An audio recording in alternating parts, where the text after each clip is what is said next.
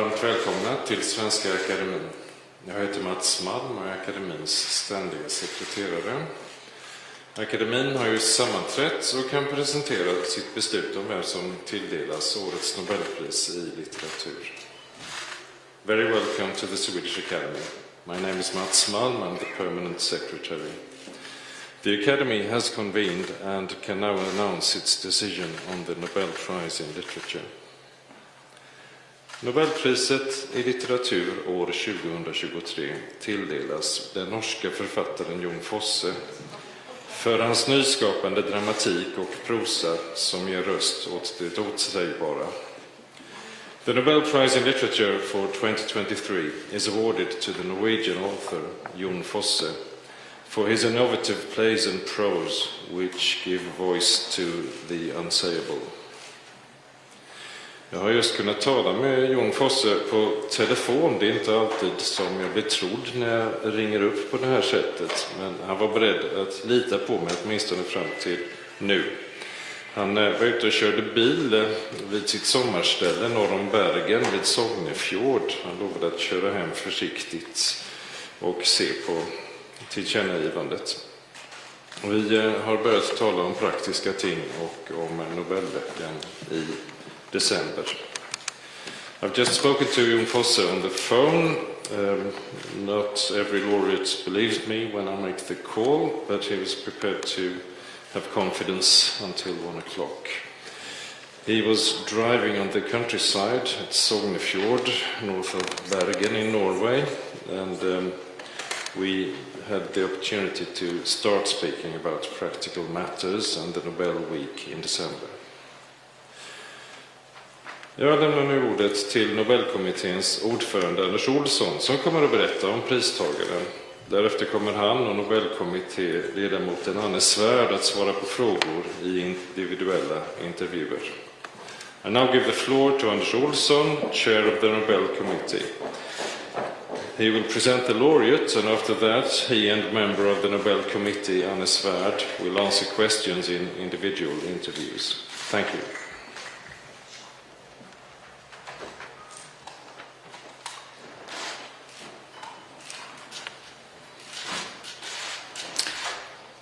Welcome to this press conference on the Nobel Prize Laureate of Literature 2023. My name is Anders Olsson, Chairman of the Nobel Committee.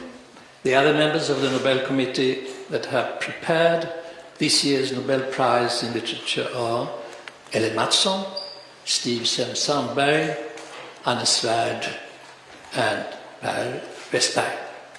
Our co-opted committee member has been Mats Malm, Permanent Secretary of the Swedish Academy.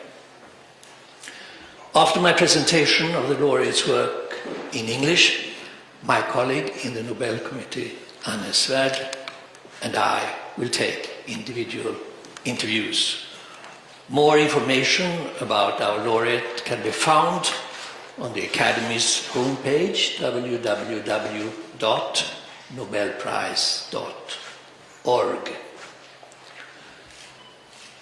This year's Nobel laureate in literature, the Norwegian writer Jon Fosse, was born in 1959 in Haugesund on the Norwegian west coast. His huge oeuvre, spanning a variety of genres, comprises around 40 plays and a wealth of novels, poetry, collections, essays, children's books, and translations. While he is one of the most recognized and widely performed playwrights of our time, he has also been acclaimed for his novels, narratives, and poetry. Resembling his great precursor in nynorsk literature, Tarjei Vesaas, Fosse blends a rootedness in the language and nature of his Norwegian background with artistic techniques in the wake of modernism. Samuel Beckett, Thomas Bernhardt, and Georg Trakl are some of his Wahlverwandtschaften.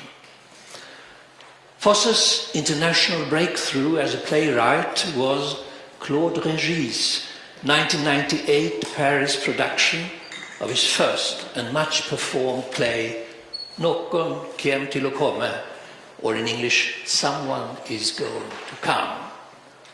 Even in this early piece, with its themes of fearful anticipation and crippling jealousy, Fosse's singularity is fully evident. In his radical reduction of language and dramatic action, he exposes human anxiety and ambivalence at its core. Other major achievements in his dramatic work are Namnet, Draum om hösten, and Dödsvariationer. In English, The Name, Dream of Autumn, and Death Variations.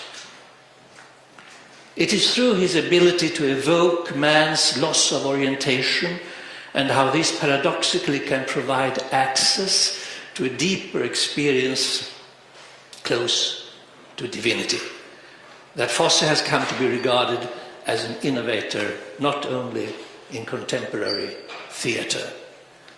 Fosse's magnum opus in prose is his septology in 3 books, completed in 2021, a 1250-page monologue in which an elderly artist speaks to himself as another person.